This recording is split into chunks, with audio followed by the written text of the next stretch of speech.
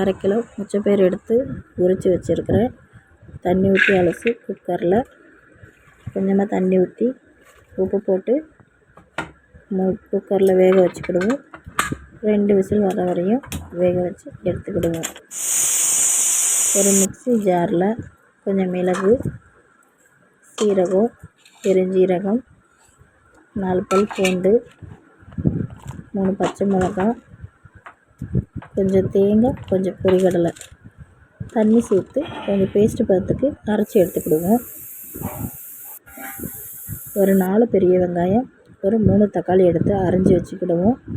ஒரு வாணலியில் எண்ணெயை விட்டு கடுகு பொரிஞ்சோடனே கருவேப்பிலை சேர்த்து அரைஞ்சி வச்ச வெங்காயம், கொஞ்சோண்டு உப்பு வதங்கினோடனே தக்காளி, மஞ்சள் பொடி, அரைச்சி வச்ச பேஸ்ட்டையும் வதக்கி தண்ணி ஊற்றி கொதிக்க விடுவோம்.